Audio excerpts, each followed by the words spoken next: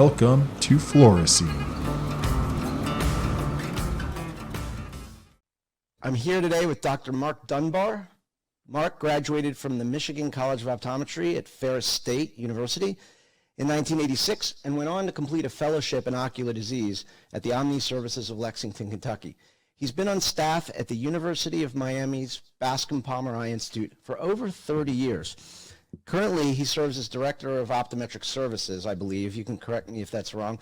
Dr. Dunbar is a fellow of the American Academy of Optometry and a founding member of the Optometric Glaucoma Society and the Optometric Retina Society. He's an adjunct faculty at Nova Southeastern University College of Optometry and my alma mater, the New England College of Optometry. Hoorah. He's recipient of the Springer Lecturer Award by the University of Alabama at Birmingham College of Optometry as well. He serves on the editorial board for Review of Optometry and Advanced Ocular Care publications.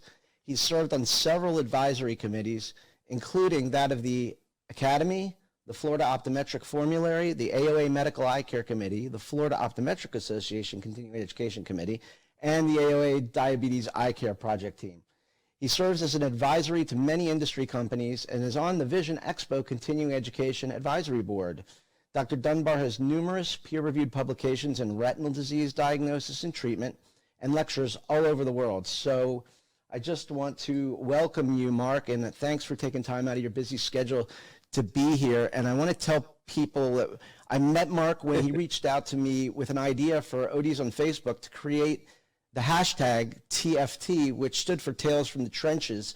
And the idea was to utilize the hashtag to identify posts that had particularly compelling clinical images, and then use the hashtag to easily find those posts and then drive conversation in a Vision Expo panel, which we did for several years. It was a lot of fun and really well received. Yep. And yeah, that was the famous Mark Dunbar's contribution to ODs on Facebook. Now, aside from his passion for ODs on Facebook, his depth and breadth of knowledge and experience are amazing. ODs have so much to learn from you, Mark, not just from your long tenure at arguably the top eye hospital in the world, but from your volumes of research, lectures, teaching, and publications. So thank you for all you bring to the profession. Thank you, Alan. You make me sound way better than I really am. Anybody who knows me that... I'll look for that check in the mail. You could use Venmo as well. Yeah. So sure. You're a native Michiganer and you transplanted to Miami. Yeah. Do you make it back to the glove at all? Rarely. I have some close friends who live up there, and unless, there's a significant event, and I hate to say such as a funeral or any of those type of events, I go up. My parents migrated to Pensacola, and I have an older brother who lives in Mississippi. So not a big reason to go back. And I wish it was more often because, as I said, we all have our high school friends that we're still close to, and many of mine live up that way, and I'm miss seeing them. So I wish I was closer. Miami is really at the other end of the United States. So even though we're Miami International Airport and you can get to almost anywhere, it's not always easy. That's why they invented guy trips, right? Yeah, absolutely. So at what point did you decide it was going to be optometry, and what led you to that decision? Well, so interesting, when we were in high school, you had to write the prototypical term paper on what it is that you thought you wanted to do. And the one that they read, the example of, how to do this was a friend of mine who was a couple of years ahead of me, Bobby Merrick. And Bob wrote one on optometry. And I thought, boy, that sounds kind of cool. And so that's what I did my term paper on when I was a junior in high school. And I thought, this would be just, living in a small town. I would coach the basketball team. I'd be involved in the community, and this just sounds great. And so when I went to Ferris, I had every expectation I probably would find something else, because which 17, 18-year-old, 19 or 20-year-old really knows what they want to do for the rest of their lives. So, but the more I looked at optometry, the more I just thought, boy, this just seems great. This is really what I wanted to do. And I was kind of one of those, back in the day, you could still get in after 2 years. And so I was really committed to, I'm going to become an optometrist. And I really put myself in a situation to be able to get in, even though, anybody who knows me or went to optometry school, I was, the typical, B, occasional A, a few C student. And so I still don't know how I got in as early as I did. I did terrible on board scores. I did terrible on, OCAT scores. So it was like, somebody was looking out for me, a higher power. So. Well, you really turned into quite the slacker within the profession, too. I mean, top of your field, lecturing, publishing at Bascom. My God, tell us about your a day at work at Bascom. Tell us about your role there. Well, so I see patients essentially 4 days a week, and it's evolved over the years.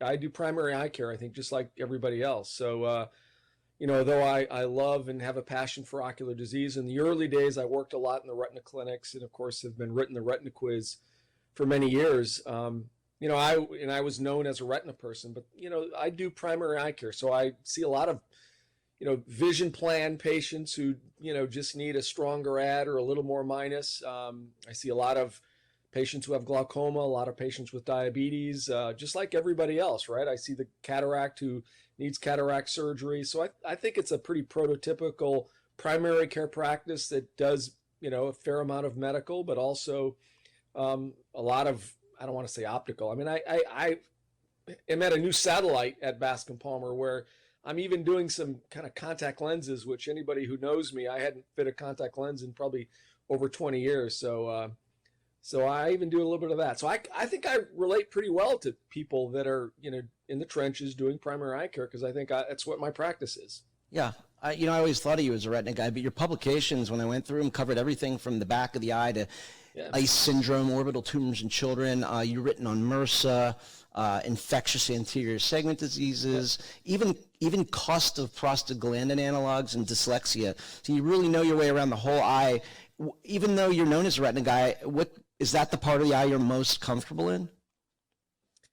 I like it all. It's interesting because, in optometry, we don't really have subspecialty. And so when you look at industry support, for example, anterior seg, dry eye, treating, conjunctivitis, that was really when we were, when there were meetings and things like that, it was really on the anterior seg side, followed by kind of glaucoma. And retina was always kind of the lost child. So I liked retina just because it was, it was difficult. I think it requires a challenge. And I was lucky enough to be surrounded by great retina people.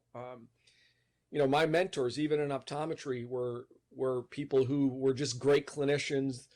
Hal Finley, Paula Jamian, those guys, they just knew anything that walked in the door, they knew what it was, and they were great at the retina. And I think we recognized coming out of optometry school, that's kind of an area of deficiency we all have, seeing lattice degeneration or the mystery, there's something going on in the retina and you don't know what it is. And we've all kind of faced that experience. And it's better now in the era of imaging. But so it was to be around people who could provide those answers, and they were my mentors, and I wanted to really be like them. And so, yeah, retina was kind of where I kind of found my way. And as I said, from an industry support, when you looked at meetings, there weren't many opportunities to lecture in that. But I think that's kind of come around over the last several years with even industry recognizing optometry and retina and OCT. Well, that's good. Phew, because I only prepared retina questions for you today. Yeah. Well, I think one of the I prepared questions like I would want to know, and one of the things that I've heard, moving right into a couple clinical questions, is that the differences between Avastin and Lucentis and Eylea clinically are incremental and mostly boil down to the cost and the packaging. But 6 months or so ago, I think they're. What is it, Beovu? It's a new one they approved. Beovu, yeah. How does that fit into the picture? Well, I just spoke on this morning to a kind of a group of people who work for optometry in the federal level. So you're right. In macular degeneration, probably those three drugs, Lucentis, Avastin, and Eylea, there's probably not much difference between them. Though I think retinal specialists would agree Lucentis and Eylea, the more branded medications are better. And you don't really see that as much in AMD, but for example, in diabetes, you see it a lot more. So in diseases where VEGF expression is much higher, there's really a clear benefit between Lucentis and Genentech. And so yes, cost becomes an issue. So you do see retinal specialists gravitating towards Avastin, but really Lucentis and Eylea actually do, I think, a much better job.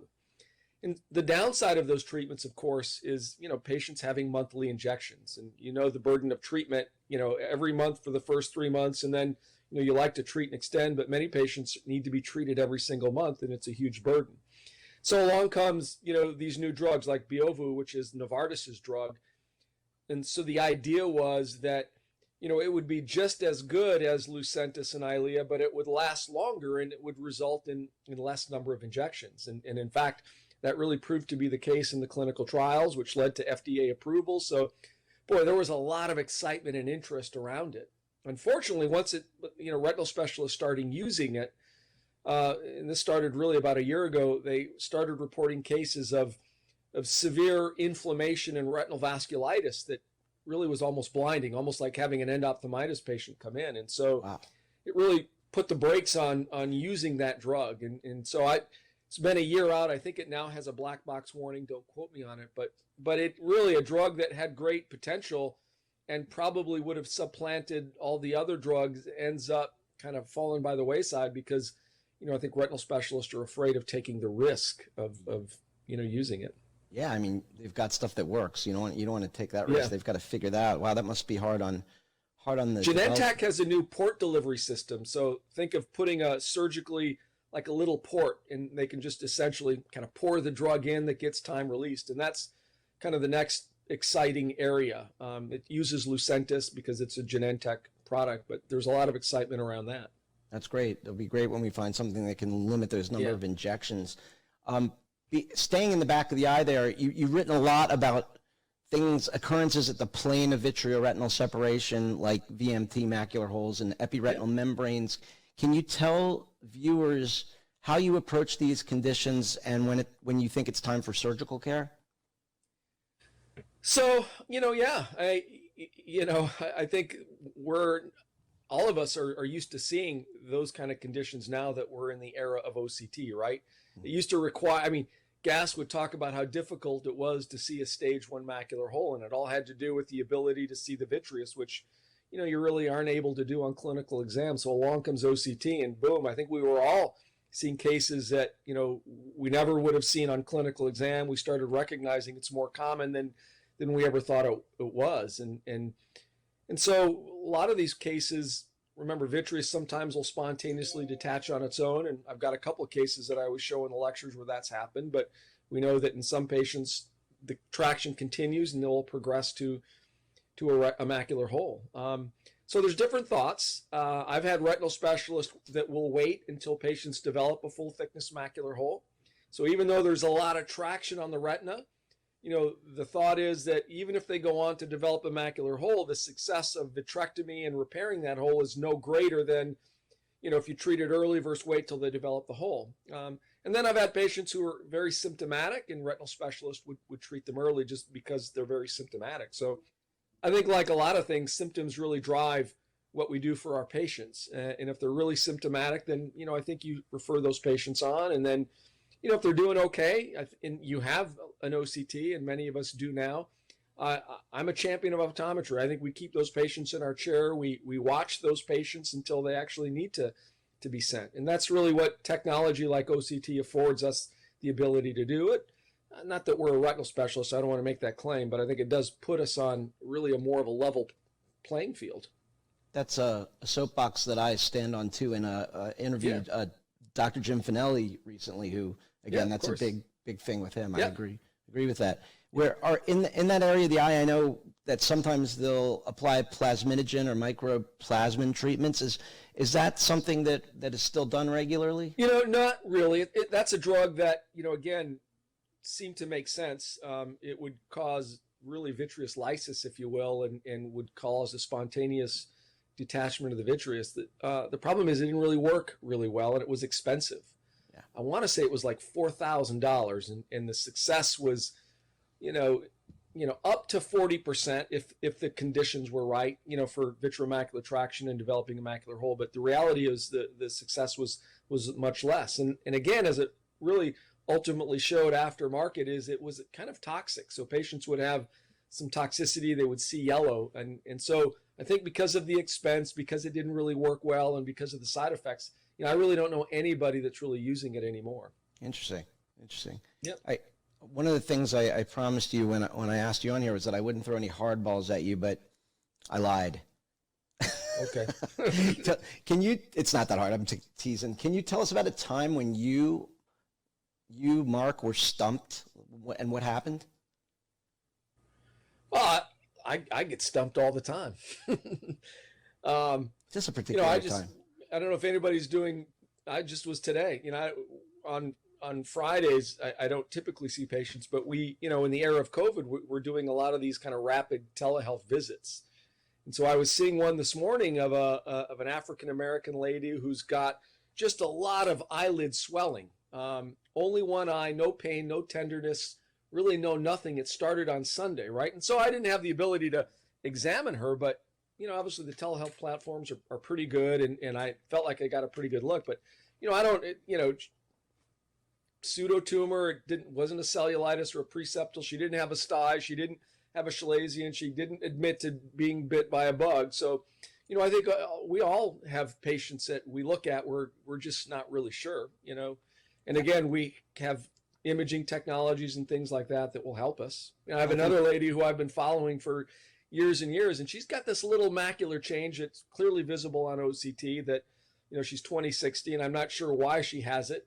I don't know if it's just a little focal pigment epithelial detachment, but it's one of those you could send it to OCT Connect, the platform that Julie Rodman and Greg Caldwell have developed. I love when people post images and there's a forum to be able to show cases and talk about, which is why I always like the Tales from the Trench. That's my favorite thing about Facebook is I love it when people post cases and I like that, because you have such a great community, there's pretty good feedback. Some people become a little ridiculous with the responses, but I think, for a practitioner who's not sure and you post an image, it's, you can kind of filter through some of that, and I think you can get pretty good perspective, or just, on the OCT Connect page, you really learn a lot, from the cases that are provided. And of course, Julie and Greg do such a great job with it.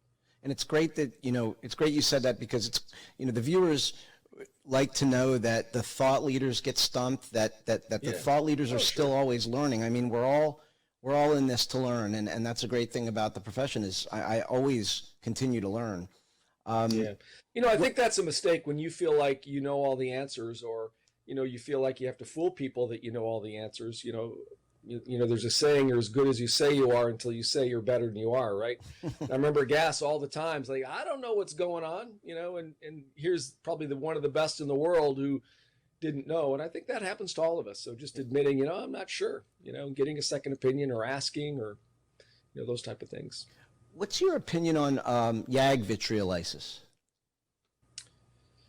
It's not a good opinion. For people who have persistent floaters, I know retinal specialists are very cautious. They don't like to do it. And I know some people who've had it done, some successfully, some not successfully. It's interesting because just people can be really debilitated from floaters, and traditional vitrectomy surgeons didn't want to do because of the risk. Now that we're in the era of small gauge vitrectomy, those ports that they make are so small, almost self-sealing. I mean, if I had a floater, I think that would be where a floater that really bothered me. I would want to have kind of a vitrectomy. But even then, risk of retinal detachments, I guess, is high, and a lot of surgeons don't want to do it. And again, same thing with vitreolysis. A lot of surgeons, which one is it? Trying to hit it? Are you able to break it up? I haven't heard too much about it a lot lately. I think the more aggressive, surgeons in communities that are, trying to, be everything, do everything. And so they're doing it. Again, I don't know it's really successful, but I think it's really more a little bit of a higher risk. It also drives, for those doctors, a lot of them, it drives non-insurance revenue. So, just throw that out and that's there. it. Exactly right. We've got two questions. I know you got a hard stop in a little bit. We got two questions from viewers that I want to read. I'm going to read them to you. One of them says, one of our viewers asked if you enjoy shopping for handbags with your wife. I do not enjoy shopping for handbags with my wife. Somebody must know my wife. Who does? That can be very dangerous. We were Unfortunately, skiing with Murray and Ben out in, one of the meetings that Murray and Leo do. And my daughter, unfortunately, ended up breaking her collarbone, right, on the very first day of skiing. And so they were out and ended up shopping. And of course, they came back with a Louis Vuitton bag, and I was not happy about it. So, and there's been a few occasions like that. So yeah, if anybody knows my wife, you know that she can do some serious damage. Yeah. Well, we got another one here that's funny. I'm sorry these aren't clinical questions. I'm surprised, but no, I don't mind. I'd rather talk about just BS stuff. Yeah, well, this viewer more of that than... Oh, sorry, I talked over you there. This viewer wants to know fish and chips or Michelin restaurants for you. I don't understand that. Maybe you can explain it. I don't know that either. I'm more of a fish and chips, greasy spoon. If anybody knows me, I'm a dive bar. My favorite bar in the whole world is Irish Kevin's down in Key West. If you've ever been down there, that's really just a great hole in the wall sing along. So I don't like smoky bars, but I like bars with burgers, fish and chips. Now, if somebody wants to pay for a Michelin, 4-star restaurant, I'm willing to go. But you get the the little food, things that like stuff you really wouldn't eat, and you leave those restaurants pretty hungry, and you really spent a lot of money. So yeah, give me a good dive bar. Tell us about your beautiful family.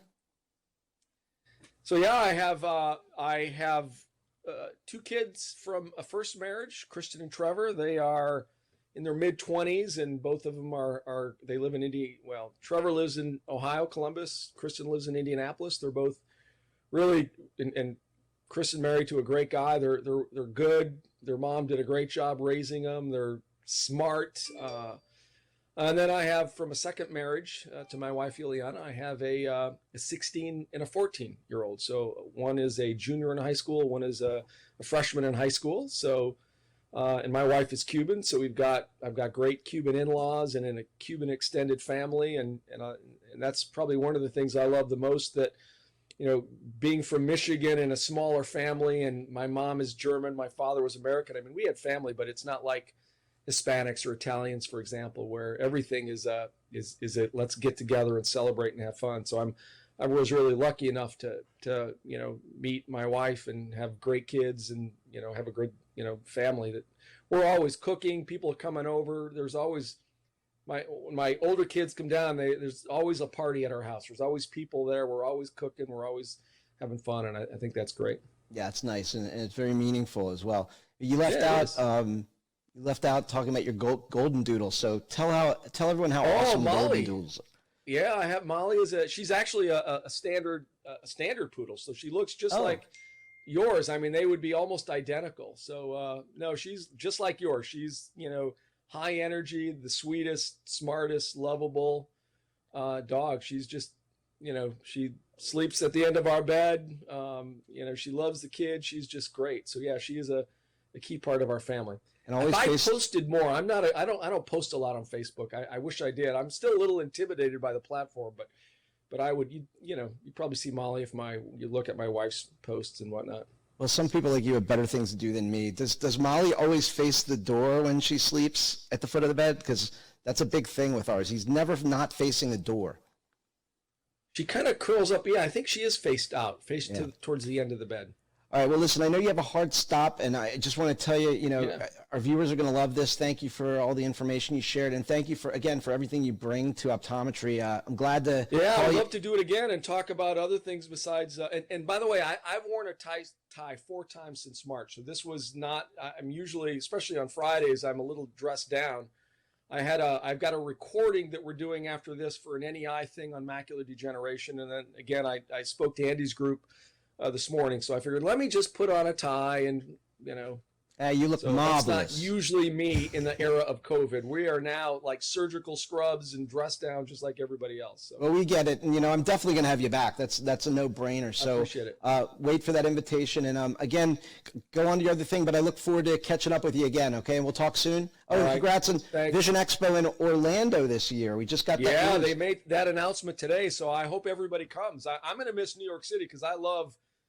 Going to the Big Apple, but I think Orlando is going to be great. They've got a wonderful convention, center headquarters, and and obviously easy to fly in, fly out. I think it'll be a lot of fun. So make sure you come. It'll be maybe the first meeting. I know Seco may be having theirs in Atlanta. That's still on, but after Seco, I think it'll be us, and I think I think everybody's ready, right? We want to get together. We want to, shake hands, give hugs, catch up, have some nice drinks and meals together, and I'm looking forward to doing that. Yeah, we'll do it responsibly. Most of us will have our shot, so I'm psyched for that too. We'll make plans there to go for fish and chips. How's that sound?